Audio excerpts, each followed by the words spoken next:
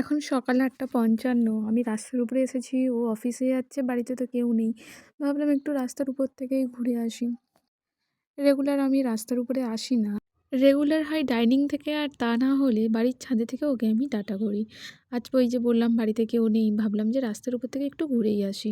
মোটামুটি তো রান্নাবান্নার কাজ সব শেষ হয়ে গেছে। রান্না-টান্না করে বাড়ির সমস্ত কাজ গুছিয়ে নিয়ে বাবা-মাকে ফোন করে জিজ্ঞাসা করতে বলল বেশ দেরি হবে, মানে বেলা হবে 11:30-12টা বেজেই যাবে। ততক্ষণে ও বেরিয়ে গেল, আর আমি রাস্তার উপরে একটা কাকিমার সাথে কথা বলার পরে, দুটো বাচ্চা ছিল তাদের সাথেও একটু সময় কাটানোর পরে বাড়িতে ফিরে এলাম। তো বাড়িতে ফিরে আস্তে, আস্তে আমাদের তো প্রচুর ফুল গাছ রয়েছে বাড়ির সামনেটাতে ভর্তি। তো দেখলাম যে গোলাপ ধরেছে। এই গাছে এই গোলাপটা ১ম, মানে এই বছরের ১ম। প্রায় ১২টার দিকে দেখলাম বাবা-মা বাড়িতে চলে এসেছে। বেশ ঘুরেছে, বেশ ভালোই লেগেছে। মুখ-টুখ দেখেই মনে হচ্ছে অনেকের সাথে গেছিলো। দিদারা গেছিলো, মাসি গেছিলো, আরও দিদিরা গেছিলো, আর ভাইও গিয়েছিল। মানে ওদেরকে আনতে গিয়েছিল। সবার ১ম আমার যে কাজটা হয় বাড়িতে ফিরলে বাবা-মায়ের ব্যাগ খুলে আগে দেখা যে আমাদের জন্য কী, কী নিয়ে এসেছে। তারপরে মা বলল যে, "ওই ব্যাগে তো কিছুই নেই, যা আছে এই ব্যাগের মধ্যে।" তখন আমি বললাম যে, "তাহলে তুমিই দেখাও।" তো মা একটা, একটা করে জিনিস দেখাচ্ছে যে কী, কী নিয়ে এসেছে কার জন্য। এটা তামার ঘটি আর গ্লাস। আগের যে গ্লাসগুলো ছিল সেগুলো নষ্ট হয়ে গেছে। তো বাবা আসার সময় নাকি এই দুটো কিনে নিয়ে এসছে যে মায়াপুরে এসছি, কি নিয়ে যাবো? এই দুটোই নিয়ে নিই, প্রয়োজনীয় জিনিস।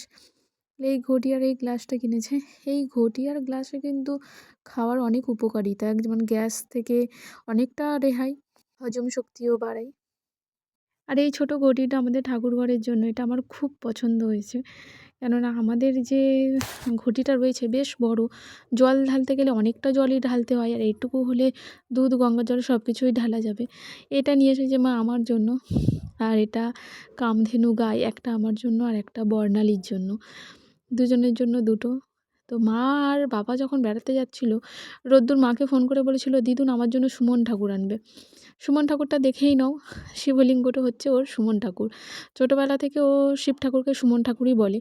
ছোটোবেলায় ও ভালোভাবে উচ্চারণ করতে পারতো না, ভালোভাবে বলতে পারতো না, সেখান থেকেই ওর জন্য সুমন ঠাকুরই। এখনও সেই এটা রয়েই গেছে, অভ্যাসটা রয়ে গেছে। আর এটা ঘি নিয়ে এসেছে, বলল যে ওখানকার নাকি গাওয়া ঘি এটা।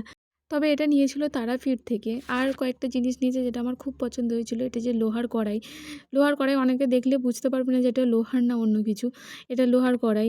লোহার কড়াইটা বেশ আমার পছন্দ হয়েছিল। আর মা নিয়ে এসেছে এখানে একটা রাধাকৃষ্ণর পিকচার, যেটা আন্টিকে দেবে বলে, নিভা আন্টিকে দেবে বলে। আন্টি যেখানেই যায় মায়ের জন্য কিছু না কিছু উপহার নিয়েই আসে। তা মা ভাবলো যে কী নিয়ে যাব, সবই তো রয়েছে, সবই তো মোটামুটি দেওয়া। একটা পিকচারই নিয়ে যাই এবছরে। তো সব যখন হয়ে গেছে তখন বাবু ফোন করতে ও আমাকে জিজ্ঞাসা করছে ও ঠিক কীভাবে ঠাকুরকে পুজো দেবে। মানে সুমন ঠাকুরকে পুজো দেওয়ার নিয়মাবলী তাকে সব কিছু বলতে হচ্ছে। বেজায় খুশি। অনেকগুলো গিফট হয়ে গেছে। ছোটুও বেড়াতে গেছিলো, ছোটুও নিয়ে এসেছে, দিদুনও নিয়ে এসেছে। অনেক গিফট রোদ্দুরের এবছর।